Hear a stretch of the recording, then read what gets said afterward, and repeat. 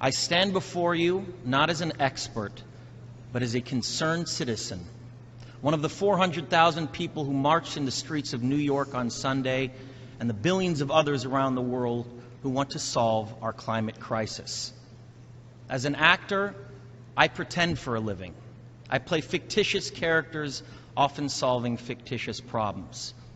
I believe that mankind has looked at climate change in that same way, as if it were a fiction, as if pretending that climate change wasn't real would somehow make it go away. But I think we all know better than that now. Every week we're seeing new and undeniable climate events, evidence that accelerated climate change is here right now. Our oceans are acidifying, with methane plumes rising up from the ocean floor.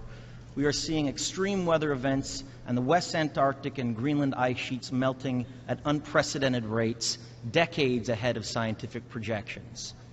None of this is rhetoric, and none of it is hysteria. It is fact. The scientific community knows it, industry knows it, governments know it, even the United States military knows it. The chief of the U.S. Navy's Pacific Command, Admiral Samuel Locklear, recently said that climate change is our single greatest security threat. My friends, this body, perhaps more than any other gathering in human history, now faces this difficult but achievable task. You can make history, or you will be vilified by it. To be clear, this is not about just telling people to change their light bulbs or to buy a hybrid car. This disaster has grown beyond the choices that individuals make.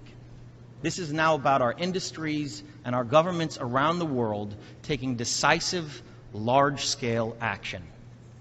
Now must be our moment for action.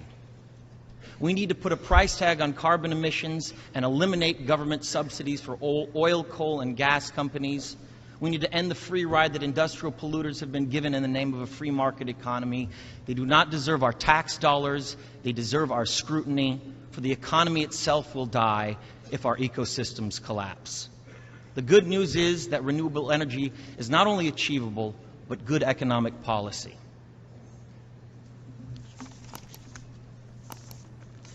This is not a partisan debate, it is a human one. Clean air and a livable climate are inalienable human rights.